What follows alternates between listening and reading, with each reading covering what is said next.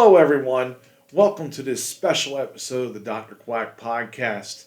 I wanted to do something special today because it's WrestleMania season, right? WrestleMania season. Yeah, which means the Hall of Fame. The Hall of Fame is here. And we've already got a couple of names that have been thrown out here for this year. Rey Mysterio already being announced. Great Muta getting ready to be announced. But that's not why I'm here. I'm here because I want to talk about people that should be in the Hall of Fame. And there's a big list. There's a big, huge list of this. And I want to break down my top 5. This is my opinion. There's going to be a lot of discussion. I'm sure if people see this, they're going to say this guy belongs in that I didn't mention.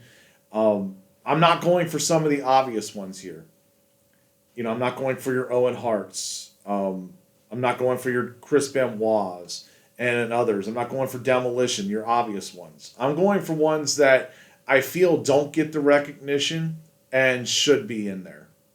These are my opinions. And first, I'm going to start with number 1.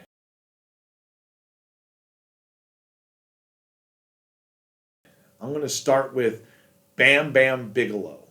Bam Bigelow was probably one of the best big men in the 80s.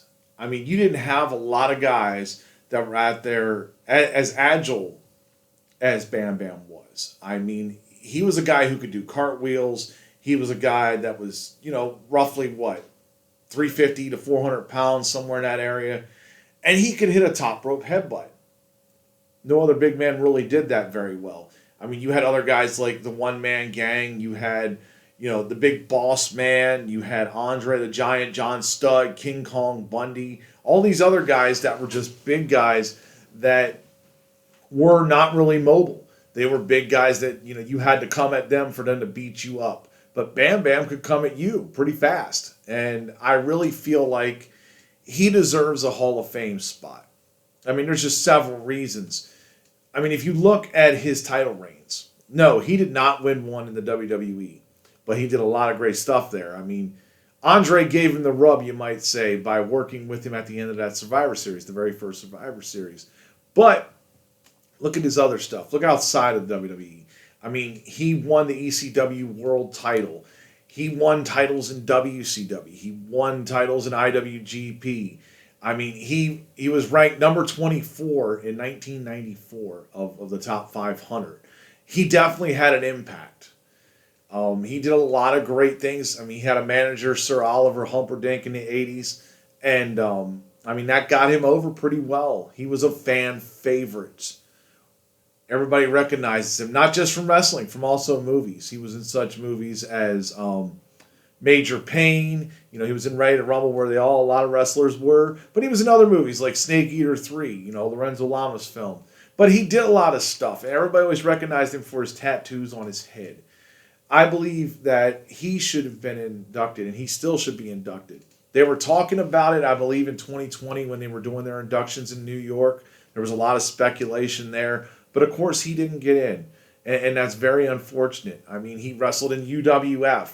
He did so many things, that a guy outside of Hulk Hogan who went to Hollywood and made some movies at that time, he didn't get the recognition, unfortunately, and he really deserved it. He worked great as a tag team worker with Vader and IWGP. They won championships there.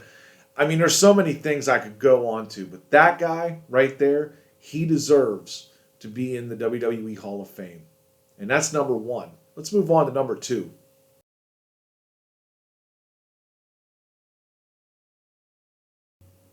Number 2, I'm going with someone here that I think really deserves to be in the WWE Hall of Fame. I mean, this woman here, she has worked so hard. She has. She worked really hard in the 80s. She did a lot of great things, 80s and 90s. I'm talking about Leilani Kai. Leilani Kai was in the first WrestleMania. She was taking on Wendy Richter. Wendy Richter was a huge phenomenon there with Hulk Hogan representing the women's side of wrestling, when women's wrestling wasn't really looked at like it was today. Back then, it was more novelty. It wasn't really mainstream media like today, where you have Becky Lynch, the Man, going on ESPN. You have things like that. But back then, it wasn't. And, for a great baby face like Wendy Richter, you needed a great heel. And Leilani Kai did that well. She was managed by Moolah, trained by Moolah. She won the women's championship, like I said. She was also a big thing here. There were the Glamour Girls, her and Judy Martin, along with Jimmy Hart. They won the women's tag team championships. Yes, for all you people at home, the women's tag team titles was a thing back in the 80s. They had big rivalries there with the Jumping Bond Angels, which they were way ahead of their time if you've seen them. But, just looking at them, I mean, here you go. She made the Pro Wrestling Hall of Fame in 2016. She, won women's championships in the NWA, the LPWA, the PGWA, of course, the WWF. She did a lot of great things. She was over in Japan.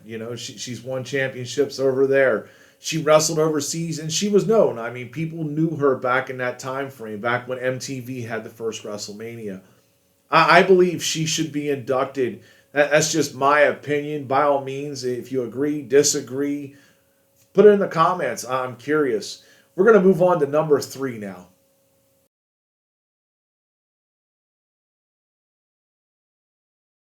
Number 3, I want to talk about this man. We have actually brought this up before on one of our cold cases, but I want to go into it directly. I feel like I need to pay homage a little bit. And I'm talking about Ivan Koloff, the Russian Bear. This man was the guy who stopped Bruno Sammartino's championship reign. Bruno held it for 2,000 and some days. Somebody will put the exact number, I'm sure. But, yeah, he held it for so long. And yet, what happened? Ivan Koloff gets a victory. And back in those days, when you were a heel and you won the title, they generally used that as a transition because they wanted the next top babyface to be the face of the company. That didn't change for a while. But Ivan Koloff getting that victory, working so long during the 70s and 80s, working a lot in the Mid-Atlantic, winning championships over there, really deserved, to be in the WWE Hall of Fame.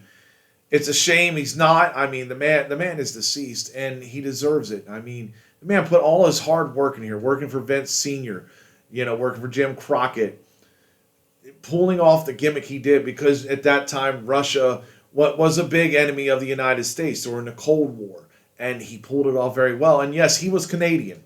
So, yes, he was not Russian. He did it very well. I mean, he helped out guys like Nikita Koloff.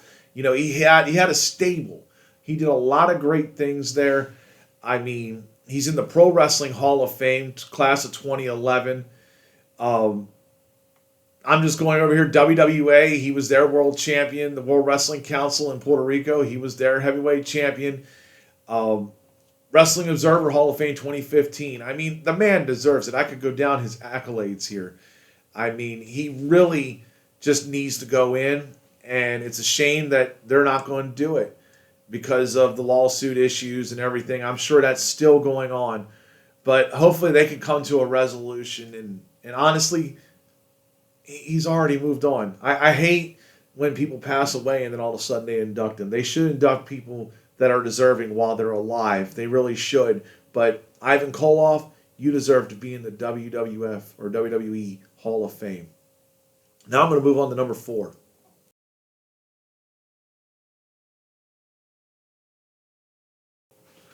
Number 4 is someone that was a pioneer in the 80s. She really was. When I'm talking about managers, I'm talking about Miss Elizabeth.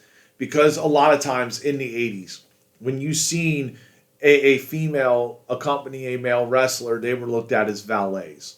Miss Elizabeth was not that. She was a manager. She came out there. She was the first lady of the WWE. She managed Macho Man Randy Savage. I mean, she went through his entire career in the WWF until he left the WCW. And even then, she was still involved with WCW and the NWO angles.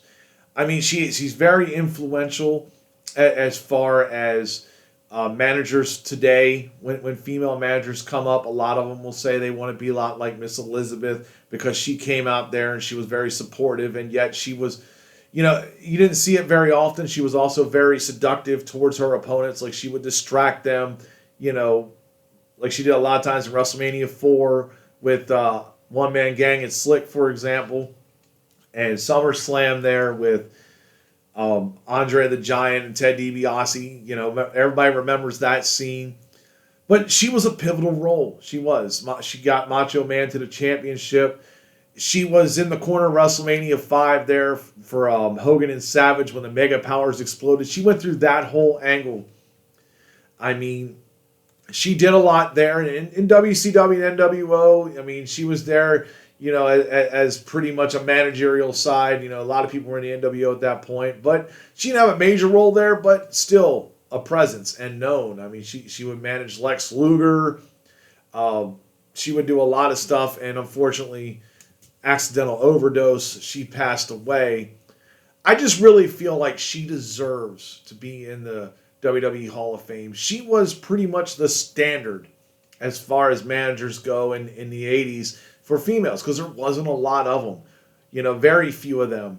But most of the guys were Bobby Heenan, Slick, Jimmy Hart, Jim Cornette, Mr. Fuji. But yes, she came out there and she held her ground. That is why I believe she belongs in the WWE Hall of Fame. Now we're going to take a look at my final one.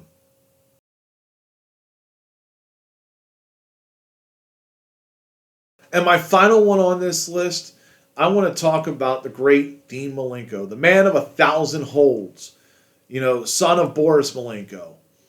And this guy here was just incredible.